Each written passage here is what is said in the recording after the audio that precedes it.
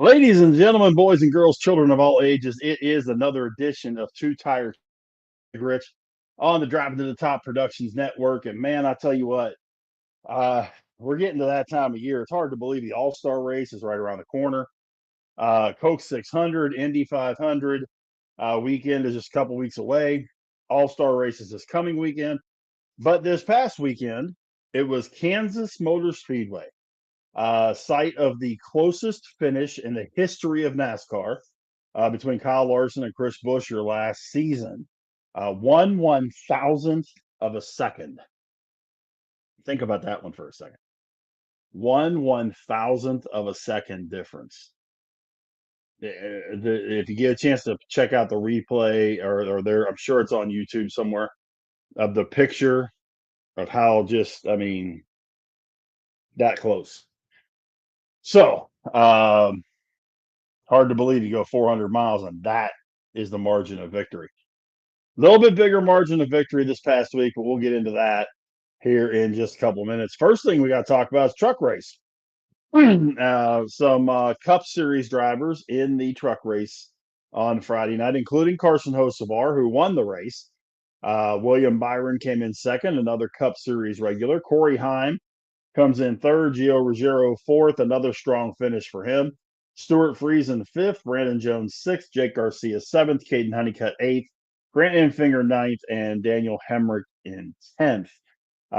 Prominent names that didn't quite do so well includes Lane Riggs, who actually finished second in the race but was disqualified during post-race inspection.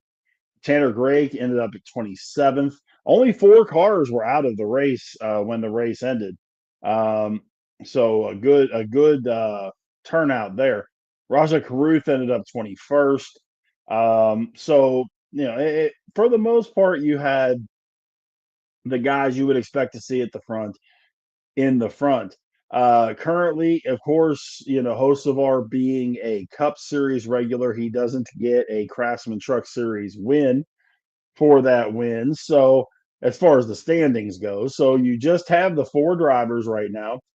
Corey Heim with 3 wins, Chandler Smith with 1, Daniel Hemrick with 1, Tyler Ankrum with 1. The rest of the points as we speak that would make the playoffs, excuse me, Grant Enfinger, Ty Majeski, Jake Garcia, Caden Honeycutt, Lane Riggs, Ben Rhodes, Stuart Friesen, and Giovanni Ruggiero, who has a tie with Raja Caruth for that last spot. So there's definitely a lot of competition that's going to take place in the next several weeks as we are reaching the halfway point, excuse me, of the regular season. Big winners and losers in the race. Cody Dennison jumped up 4 spots after this week's race. Gio Ruggiero moved up 2. Tanner Gray dropped 2 with his 27th place finish. So not a good day there for Tanner Gray. No Xfinity Series this week or last week, I guess, or this week. They take a 2-week sabbatical. They'll be back at Charlotte during Coke 600 weekend, Memorial Day weekend. So Xfinity gets a couple of weeks off. But we did have a cup race on Sunday. And, we talked about it last week.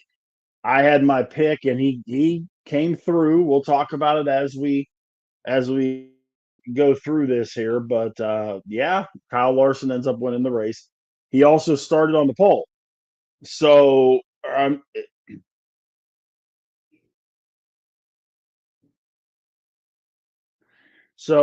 we talk about the top 10 qualifiers, again, another mixed bag of teams up there. Kyle Larson had the pole, Chris Buescher on the outside of the pole, Christopher Bell in third, Tyler Reddick fourth, Joey Logano fifth, Ty Gibbs sixth, William Byron 7, Daniel Suarez 8, Chase Elliott 9, and Ryan Blaney 10.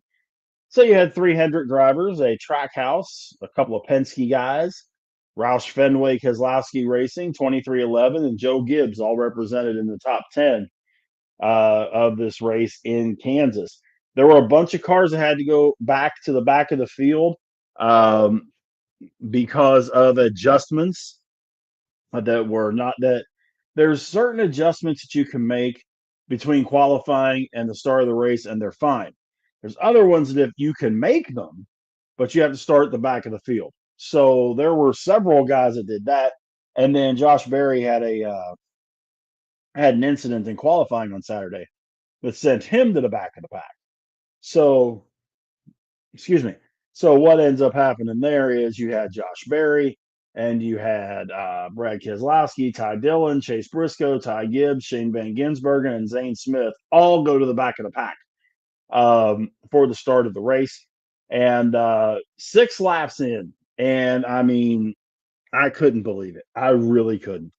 6 laps into the race, AJ Allmendinger blows up. And he was not happy. If you had a chance to hear the radio communication when his car went poof, not a pretty thing.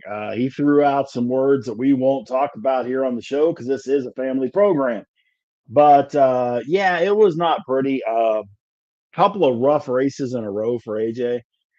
This one, he didn't even get started. I mean, 6 laps. You're not even comfortable in your seat in 6 laps, and he's already out of the race. So very bad deal there. Brings out the obviously the first yellow of the day, and the only yellow that we would see in the first 2 stages outside of stage yellows. We get back to racing, lap 14. Kyle Larson and Christopher Bell are 1 and 2. Some cars pitted during the early caution for tires, including Denny Hamlin and Alex Bowman, hoping that the new tires would make a difference. Hamlin was having a hard time with it, but Bowman got up into the top 10. So yeah, I don't know that it was entirely the tires. Maybe they made an adjustment to the car as well when they were getting those tires. Um, Green flag pit stops, and there's 3 penalties during that cycle. Bubba Wallace got an equipment interference penalty. Jesse Love going through too many pit boxes, and Ricky Stenhouse had pit crew over the wall too soon. So those guys all had to do a drive-through penalty after their stops. William Byron on lap 66. I'm still trying to figure out how he didn't wreck. Cut down a tire, and it's in pieces. He was inside the top 5 and ended up with an unscheduled stop under green. He goes back to 30th. He's a lap down, and his day was pretty much over at that point. He just was unable to get back. I don't believe he was on the lead lap. I'll double check that whenever we get into the final results. But at the end of the stage 1, Kyle Larson wins the stage by over 3 seconds over Chase Elliott, Christopher Bell, Ryan Blaney, Austin Cindric, Alex Bowman, Denny Hamlin, Ryan Preece, Joey Logano, and Zane Smith. So, you of course go into the pits at the end of the stage. Elliott and Larson are side by side for the first 3 laps once they get started. And on lap 92, then Larson gets out in front. Elliott gets past Christopher Bell for second on lap 114. There's still 6 seconds behind Larson. I promise you, folks, Larson, I told y'all last week, Kansas is one of those tracks that if someone gets a lead, they'll check out, and it becomes an extremely boring race. First 2 stages of this race, for that purpose, extremely boring, because this was a Kyle Larson special. It was absolutely insane how much of this race he controlled. He really did. Denny Hamlin had already had clutch issues from the beginning. Had a 17-second pit stop under green with a problem on the right front tire. Chase Elliott still trying to get right next to Kyle Larson. Got the margin down to 3 seconds as Elliott pits a little earlier than Larson. Austin Cindric gets a pass-through penalty for an uncontrolled tire. So, there's a lot of guys having issues today. Ty Gibbs got penalized for a commitment line violation on the last green flag cycle. So he's 3 laps down in 36th. Austin Cindric's running 22nd after that, and a lap down after that penalty for the loose wheel. Bubba Wallace is 24th, one lap down after the penalty in stage one. And then Byron is 28th, two laps down after he blew that tire and had that unscheduled stop in stage one. So, yeah, I mean, some notable guys way back in the field. Lap 151, Brad Keselowski's running seventh. Now, I bring this up only because at this point in the season, Brad Keselowski has zero top fives and zero top tens. Zero. You and I have as many as he has. Very rare, very odd for Brad K. So stage two, Kyle Larson ends up winning very close again over Chase Elliott. And Noah Gregson's lap car was kind of causing a little bit of an issue for those two guys running side by side, nose to tail. Elliott might have been able to get past Larson if Noah Gregson wasn't there, but Larson was able to block Elliott, win the stage. Blaney comes in third, Josh Berry fourth, Christopher Bell fifth, Bowman sixth, Keselowski seven, Hamlin eight, Zane Smith nine, and Ryan Preece 10. Zane Smith, another rookie, good day, gets points in both stages. So kudos to him on that. And by the way, the trailer on the bottom there does have our top 10 from both races on there if you happen to miss those earlier. So, as always, you have the pit stops under during the stage break. Josh Berry, who was fourth off pit road, got penalized for speeding on pit road, and he's going to start at the back for the last 100 laps. We start at lap 175. Chase Elliott gets in front of Larson on the restart. Brad K is at the third. Then he passes Larson to get to second. He's only a 1.7 second gap to him and Chase Elliott. 14 more laps, and that lead is down to 1 second. Chase is starting to get into some lap traffic now, so that's a little bit of an issue. And then Keselowski cuts a tire and hits the wall. You've heard me talk about Kyle Busch and the bad luck he's had most of the season. Brad Keselowski's had it all season. Blew a tire in turns 1 and 2, smacked the outside wall, stopped on the backstretch and got towed into the garage. So the front is not what it was. Then Chase Elliott has an issue on pit road. So your top two guys are having issues. Slow on the right rear. They drop the jack too fast, and Elliott ends up falling from first to 13th. And on top of that, Christopher Bell passes Kyle Larson coming off pit road. Denny Hamlin, while he was on pit road at this time, remember I said he didn't have a clutch, so he was having to rev and get the RPMs up so that it would go into gear whenever he got off pit road.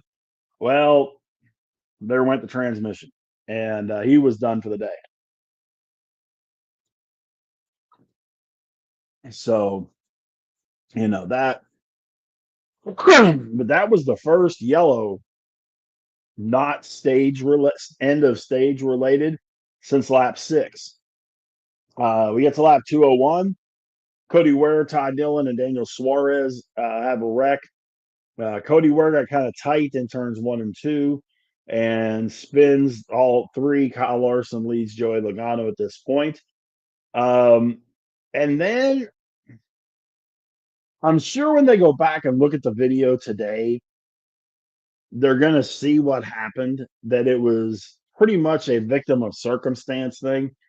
But you had 4 wide, and you had Ross Chastain at the top, Josh Berry just below him, Noah Gragson just below him, and then Kyle Busch on the bottom, and at the restart on lap 207. Well, Berry gets, he starts drifting up the track a little bit, trying to not hit Chastain. He taps Chastain, which causes him to hit Gragson, which causes him to hit Kyle Busch and sends Busch spinning. Now, he spun the entire backstretch, did not hit a thing, not a wall, not nothing. He ends up coming to a stop in the grass. Had to get a little bit of help getting out of the grass. Outside of that, nothing. So not much damage to the car, but of course he loses a lap because of having to go in and make the changes. So it was a bad deal, and I'm sure, like I say, once he saw the video, he realized it was a victim of circumstance kind of thing. But yeah, Josh, you're right. If we only had last year's finish, but you can't always have those, man. Those don't happen very often. Um, so on lap 212, four-car wreck with Bubba Wallace. Corey Heim got really tight off turn two. Hit Justin Haley. He spins. Bubba Wallace, Eric Jones, Austin Dillon all get involved. Haley drives backwards on the pit road. Um, and that was kind of funny. Eric Jones is behind the wall. He came back out, but he wasn't able to keep the minimum speed, so he had to go back in the garage. Lap 221, Larson gets the lead back.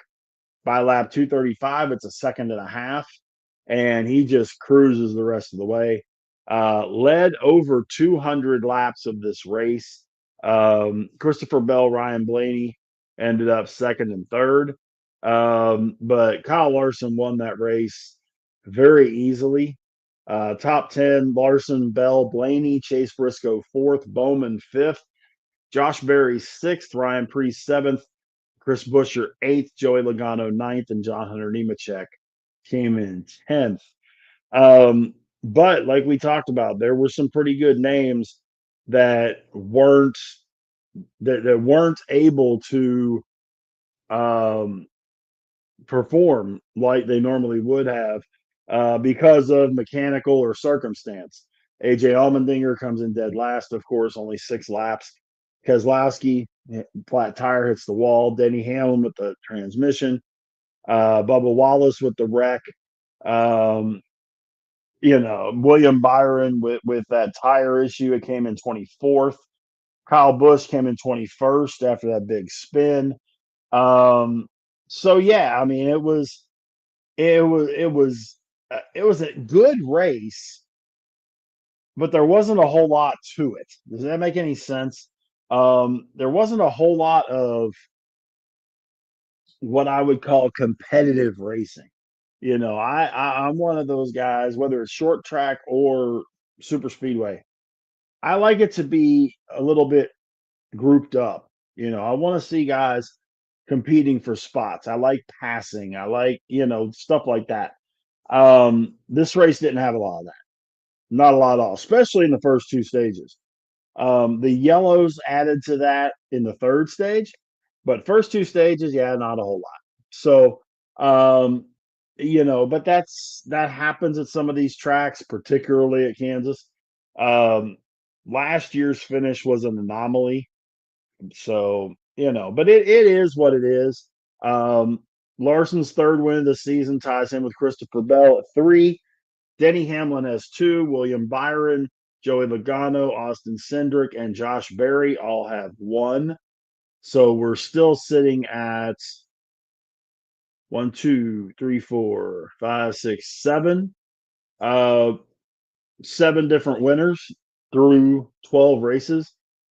So eighth in the standings, 4th in the points though, is Chase Elliott, Ryan Blaney, Tyler Reddick, Alex Bowman, Bubba Wallace, Ross Chastain, Chris Buescher, Chase Briscoe, Ricky Stenhouse finish out the top 16. Ryan Preece is the first guy on the outside looking in. Kyle Busch is right behind him. Big mover this week is Josh Berry. He moved up 7 spots in the standings. John Hunter Nemechek moved up 4. So big moves for those guys. AJ Allmendinger lost 6 positions from 19th down to 25th. And Ty Gibbs lost 4 from 22nd to 26th. So a really, really big swing there for those guys that are a little bit outside of the playoffs. But we're at race 12. So Think about that for a minute. I mean, you're halfway through the regular season. I'm sorry, this coming week will be halfway through the regular season. So to be exact. So, you gotta really look at this, you're 3 months from playoffs and every point counts. I mean, because I don't think points are going to get you in, but if they do, it's only going to probably get one guy. So I still think we're going to have a driver with a win that doesn't make it instead of having a points guy get in. I still think that. Josh, you brought up a really good question. The most dominant Gen 7 driver, yeah. Yeah. I mean, when you sit there and you look at wins in a Gen 7 car, Larson, Hamlin, Bell, probably your top three guys. Byron's up in there.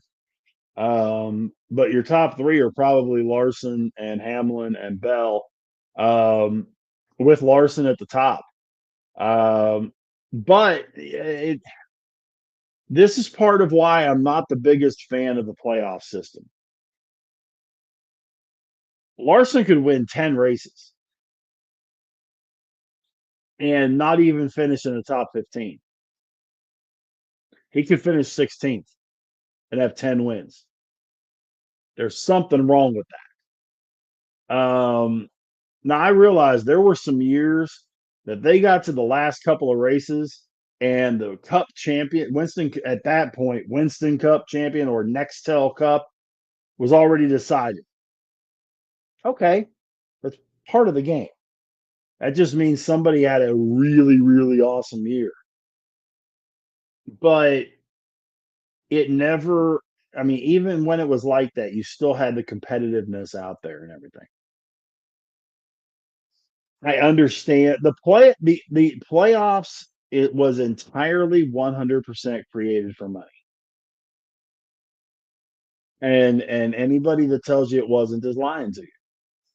It was 100% created for money because the way they had the point standings until they started the playoffs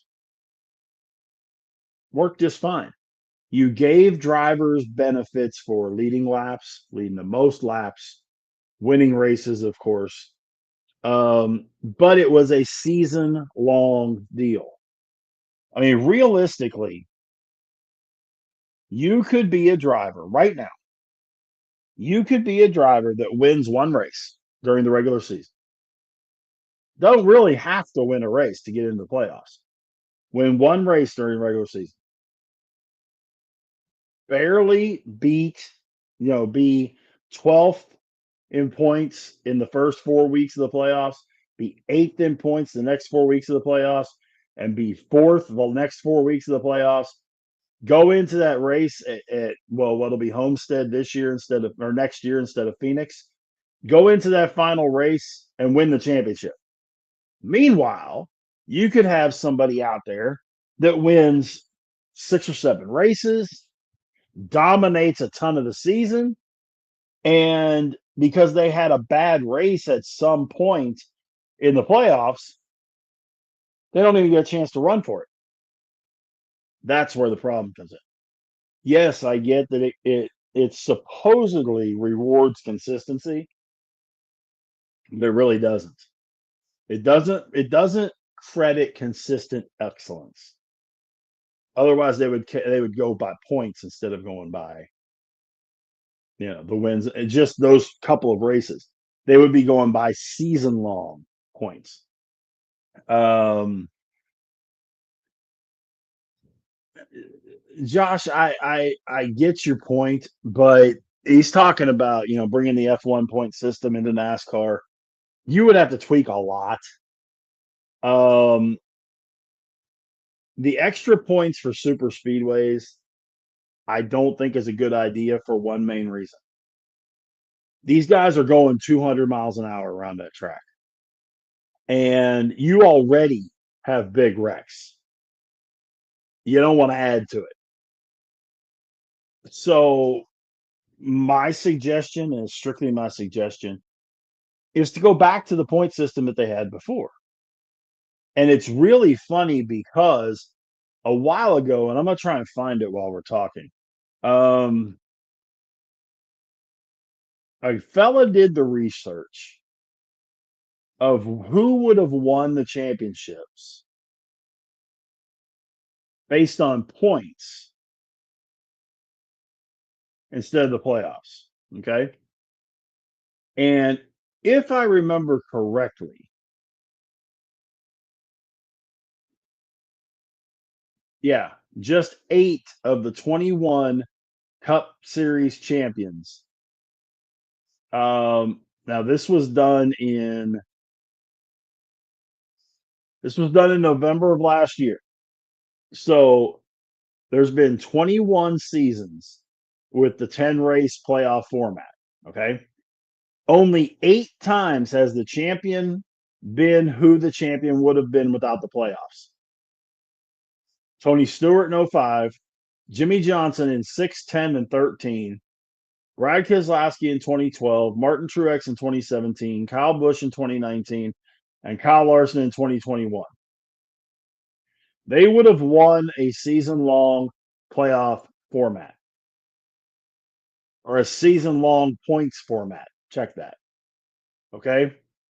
So just to give you an idea, 2004 was Kurt Busch. It would have been Jeff Gordon. 2005 was Tony Stewart. It was Tony Stewart. 2006 would have been Jimmy Johnson. It was Jimmy Johnson. 2007 was Jimmy Johnson. It should have been Jeff Gordon. 2008 was Jimmy Johnson, and it should have been Carl Edwards. 2009 was supposed to be Jimmy Johnson, and it was Jimmy Johnson. 2010 was Jimmy Johnson, and it should have been Kevin Harvick. 2011 was Tony Stewart, should have been Carl Edwards, so on and so forth. I mean, Jeff Gordon should have had 3 more championships. He should be the one with 7, not Jimmy. I understand the fact. I love Jimmy too. And he went on a run where he won 5 in a row and 6 out of 8. But at the same time, my guy, and you guys have heard me say this, that's my guy. Jeff Gordon's my guy. Anybody that ever asks me, well, I'll tell them Jeff is my guy. But he should have had the 7 championships, not Jimmy. Also, 2023, well, last year, Joey Logano won it. Kyle Larson should have. 2023, it was Ryan Blaney, should have been William Byron. 2022, Joey Logano, should have been Chase Elliott. 2021, should have been Kyle Larson, was Kyle Larson. 2020, should have been, was Chase Elliott, should have been Kevin Harvick. So, and the really interesting part about that is that Hendrick Motorsports should have had the last 4 champions: Larson, Elliott, Byron, Larson. Kyle Busch should have won 2018 and 2019. He won in 19, but Logano won it in 2018 because of the playoffs. I say all that to say, Jimmy Johnson would have gone from a 7-time champion to a 3-time champion. Jeff Gordon would have gone from a 4-time champion to a 7-time champion. Still would be 3rd or 4th, I'm sorry, on the all-time wins list. Kevin Harvick would be a 4-time champion instead of a 1-time champion. Larson would have 2 instead of 1. Stewart would have 2 instead of 3. Carl Edwards would have won 2, and he never won one. So, on top of that, 3 drivers who won championships would have never won one. Kurt Busch would have never won the 04 title. Blaney would have never won the 2023 title. And Joey Logano would have never won any of his 3 titles: 18, 22, or 24.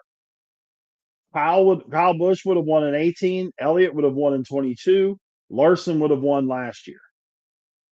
So the argument the argument is there to get rid of the playoffs because and there's arguing back and forth and all that kind of stuff. Yes, is there the conceivability that the last race could mean absolutely nothing? Yeah. If you're up by enough points going into the last race, yes, that last race could simply be racing for the win. Not racing for a championship, you're racing for the win. Okay. And if that happens, okay. No harm, no foul. That just tells you that one person that particular year, one driver, one team was that much more dominant than everybody else. Dale Earnhardt did it one year. I'm trying to remember who. There was a couple of guys, 80s and 90s, that did that, where they just smoked the field. Jeff Gordon got into one where all he had to do was finish. They were running 43 cars. I think he had to finish like 41st. So once the first couple cars went out, he was locked in with the championship. But that pays off those 36 weeks. You can really do tremendous those first 24 weeks. And then it's like the season starts all over. It really does. Because now you're in a 4-race season. And it makes the mistakes even more glaring. And it penalizes those drivers that were fantastic and had bad luck. Blow an engine, get caught up in a wreck. Not even blowing a tire and having a wreck. Get caught up in a wreck. Things like that. Because in the playoffs, all you need is one 36th or 35th finish, and you're cooked. Done. Because you can't make up those points. So, soapbox mounted, soapbox off of it. Probably won't be the first time I get on this soapbox this season. And I definitely want to hear what you guys think about it. Hit me up on Twitter at BigRich8371. Hit us up on our Facebook page. We now have our Driving to the Top Productions Facebook page. It's just as you would expect, Driving to the Top Productions. Check us out over there. We launched the page, over the weekend, I guess, in the last few days. I don't remember exactly when I got it done, but page is up there. We're working on getting the calendar up there with everybody's shows and all that kind of stuff on there. But if you guys, comment or a question or something, hit me up there. Hit me up here, hit me up on the YouTube page, hit me up on my Facebook page at Rich Richardson. Lots of ways to make yourself part of the broadcast. But the one thing that I kind of look forward to, but I don't, if that makes any sense. There's too much stuff, is the All-Star race. Now, the All-Star race is this coming weekend. And it's going to be at North Wilkesboro. Okay. I get that. And North Wilkesboro is a legendary track that NASCAR has run at for as long as they've been running. It's a 0.625 mile track, so it's about 2/3 of a mile. But a lot of folks ask a lot of questions about how do guys get in, how do they determine who's in, who's not. Well, I'm going to answer some of that for you.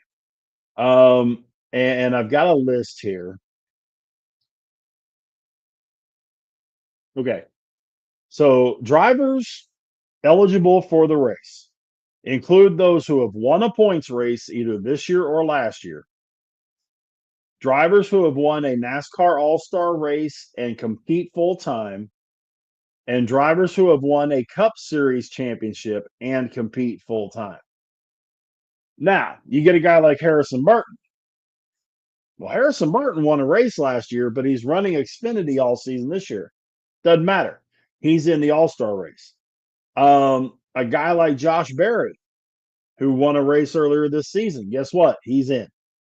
Um, so as we sit right now, the drivers that are already locked in are William Byron, Daniel Suarez, Kyle Larson, Christopher Bell, Denny Hamlin, Chase Elliott, Tyler Reddick, Brad Keselowski, Joey Logano, Austin Cindric, Ryan Blaney, Alex Bowman, Austin Dillon, Harrison Burton, Chase Briscoe, Chris Buescher, Ross Chastain, Ricky Stenhouse Jr., Josh Berry, and Kyle Busch.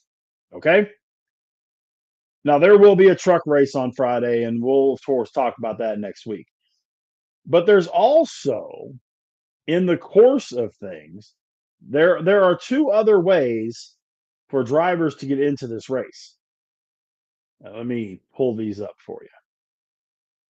Because there's a fan vote. There's a 10 person fan vote, okay? Which it just got trimmed down to 5 today, like a couple hours ago. So the top 5 drivers from the fan vote, one of these guys is going to get a chance, is going to get to race in the All-Star race. Shane Van Gisbergen, Noah Gragson, Carson Hocevar, Ryan Preece, and Bubba Wallace. Gregson's won the vote the last 2 years. But they also have a thing called the Open. And in the Open, well, before that, the pit crews, this is kind of like the skills competition, okay? The pit crews are going to have their own competition. They're going to have their own pit crew challenge where all the pit crew teams are going to compete against each other, which I think is pretty cool. And of course, the winner is going to get a really nice set of stuff. So, you've got all that happen. The Open, there it is. The entry list for the Open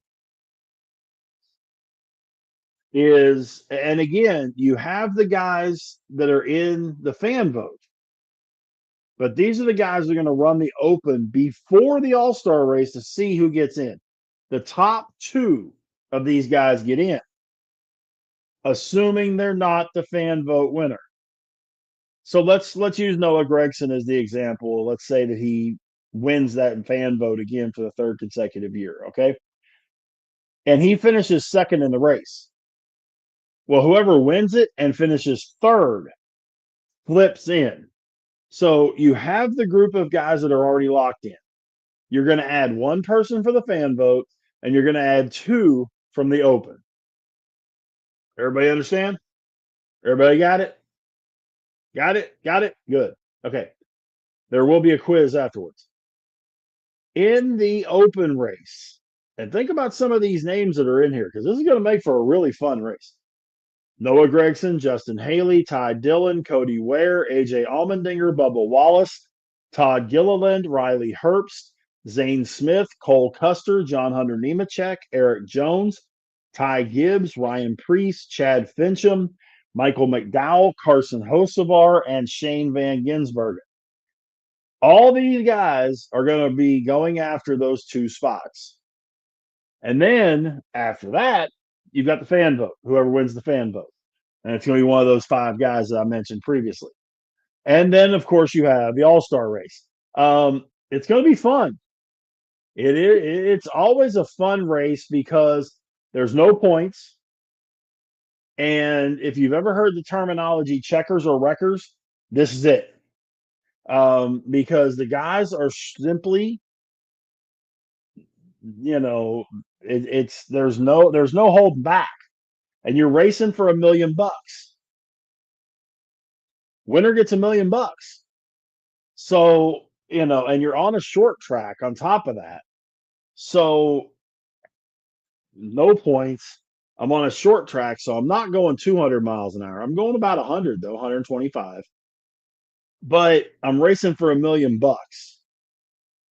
Okay, and I can have damage done to my car and still actually perform. Okay, I'm in. It's definitely one of those races that you have fun watching, and it's a great part of the halfway point of the regular season. Um, it makes it interesting for everybody. The the truck race is going to be Friday evening at well, as my page refreshed on me. There we go.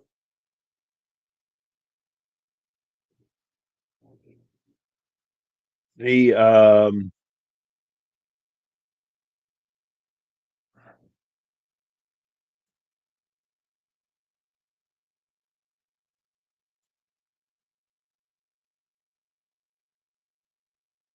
hmm,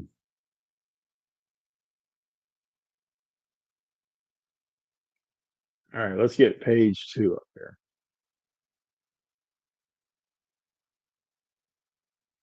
Okay, here we go. All right, so the Truck Series race will be Friday night. Excuse me, my goodness, and it will run at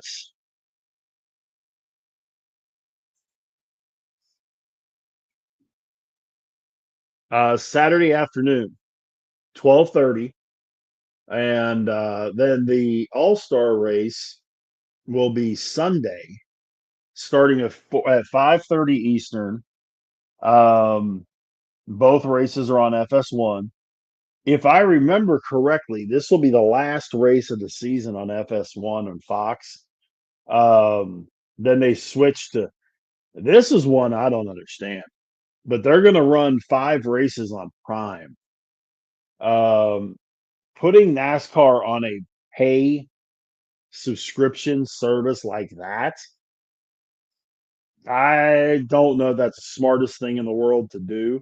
But they're on Prime starting with the Coke 600, going through the Mexico City. I'm sorry, through the Pocono race in June. So they'll do Nashville, Michigan, Mexico City, and Pocono along with the Coke 600. I don't like it. I just cable is one thing, but you know, uh, the rest of it is just I don't know.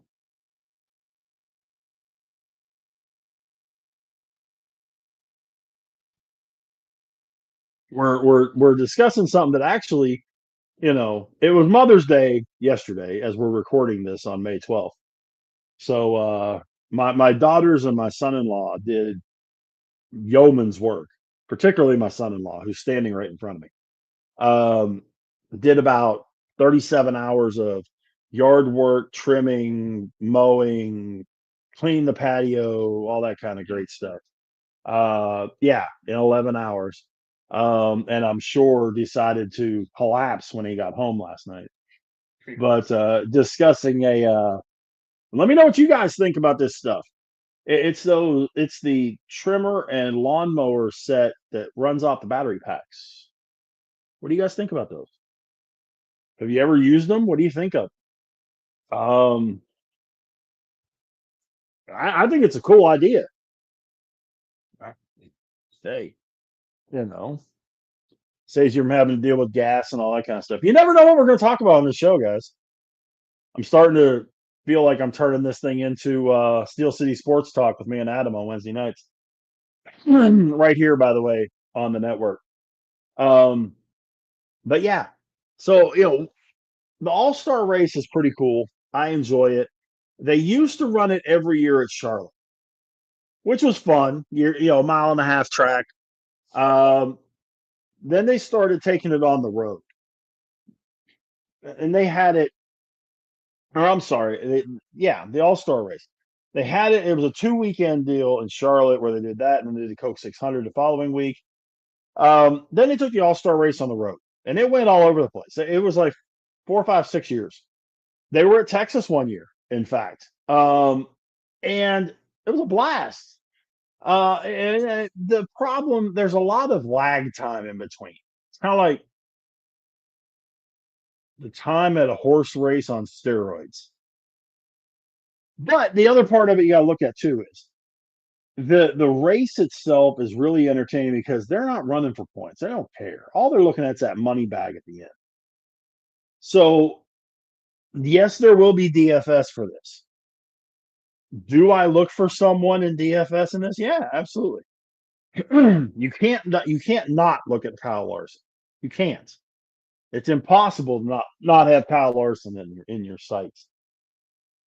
You can't get around Ryan Blaney, and you can't get around a guy like if he gets in, Noah Gregson will be dangerous in this race. I'm telling you, if he gets in, he will be dangerous. Um, the good thing is you've got those guys. The bad part is you don't have that many cheapo guys. So come here, come here. Well, we'll draw in a little bit, but come here. No, take that. No, no, hold on. No, no. My grandson. Come here. Look. Look on screen. Oh, you can't clean the plates, buddy. Hey, go see Daddy. Here, take this. Here, take that and go see Daddy. All right. The star of our show, by the way, ladies and gentlemen, is my grandson. But the race itself is going to be a lot of fun. I hope everybody gets a chance to check it out. And we will definitely talk about it next week. Hard to believe it's about that time to go ahead and get out of here, but go on our Facebook page, Driving to the Top Productions. We just launched it the other day. So please feel free to like the page and shoot us your comments, your questions, all that good stuff. My Facebook is at Rich Richardson. Twitter is Big Rich 8371. And then you can also get me on the shows here at Driving to the Top, whether it's this one or open mic on Tuesday or on Wednesday nights when Adam and I do Steel City Sports Talk. So, I'm here quite a bit. Let's put it that way. And I know Wednesday, for you football fans out there, we're going to kind of divert on Steel City Sports Talk just a smidge. Talk about the schedule coming out. The NFL schedule comes out Wednesday afternoon, so we will have a big discussion about that on Wednesday night. But for this edition of Two Tire Change, that's about it, folks. Man, we appreciate everybody being a part of this. Check us out, like us on YouTube, follow us, subscribe, all that good stuff. And like I say, hit us up with any questions, comments, and we definitely will do our best to try and make you famous. Until next Monday, when we talk about the All-Star race, my name is Rich Richardson. So long, everybody.